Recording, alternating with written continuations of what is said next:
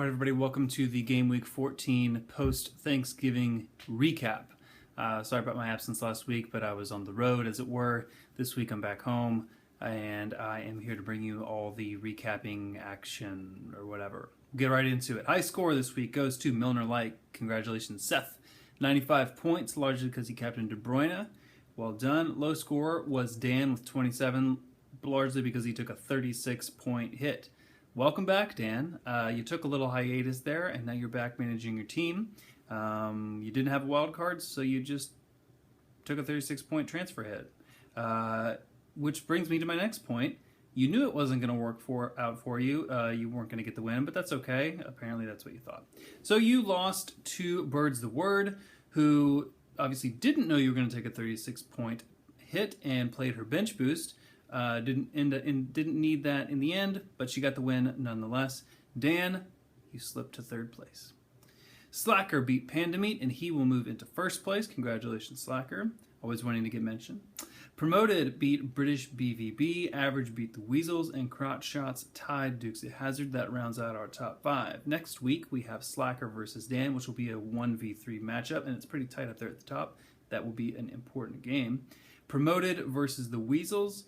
Average versus Panda Meat, and myself, the Drogfather, versus Crotch Shots, who has slipped to 6th, and I've moved up to 5th, so we have a 5v6 matchup.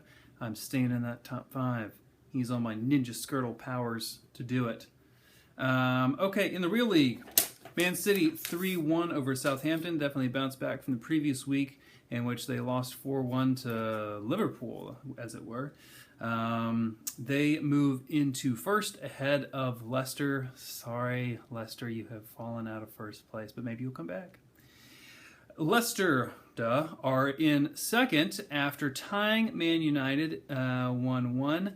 And the real story here is not only are Leicester still near the top of the table, but that Jamie Vardy broke Ruud van Nistelrooy's record of 10 consecutive games 10 consecutive game scoring streak, and he beat it. He now has scored in 11 straight games. Incredible. I mean, just unbelievable.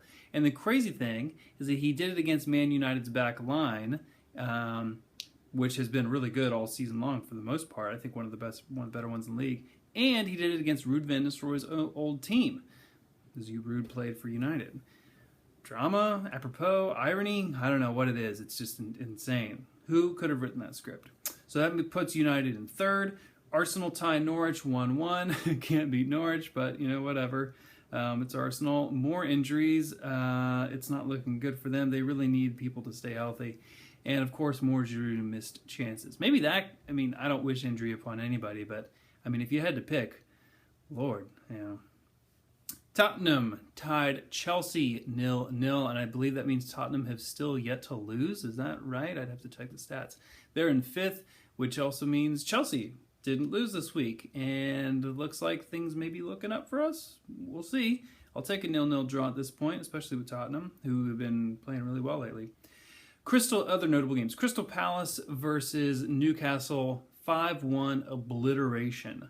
Just absolute crushed that team. Watch the highlights. Yannick Bolasie and company ran riot over that team. And Everton-Bournemouth. This was, I didn't get to see the game live, but I watched the highlights. Even the highlights were, heart palpitations kind of crazy. I'll include a link to it in the video, in the email. Insane. There were 5 goals scored after the 80th minute. And you have to see this first first Bournemouth goal by somebody named Smith. I don't know who it is. His first EPL goal. It is if I ever scored a goal in the EPL, I'd just be happy that I scored. But to do it in this kind of fashion, incredible. Okay, so the last notable game, Sunderland 2, Stoke 0. DeAndre Yedlin, USA, with an 11-point haul in fantasy. Because he's playing the full 90, he got an assist, and he got a clean sheet, and he got 2 bonus points. DeAndre Yedlin. That's our boy. Finally, the one last thing, this is soccer related, but it blow your mind. I heard this, I had to check it out. I'm just going to read this news story to you, and I'll include a link to the full thing in the email. A bench warmer on one of Europe's biggest football teams might be worth more than the American billionaire who owns the team. And he kept his fortune a secret from his friends, family, and teammates for 7 years. Sounds biblical. Matthew Flamini, a 31-year-old Frenchman who currently plays for Arsenal in the EPL, secretly created a company that made a scientific breakthrough that could bring an end to the use of fossil fuels. I'm reading this.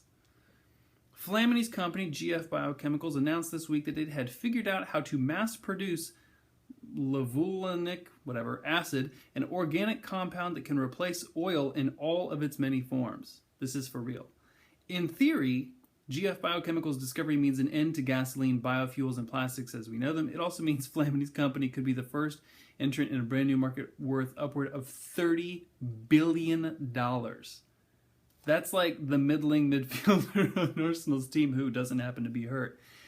Secretly created a company. I mean, and now it's solved fossil fuels. What's going on? Like, football in life doesn't get any better than this. See you guys next week.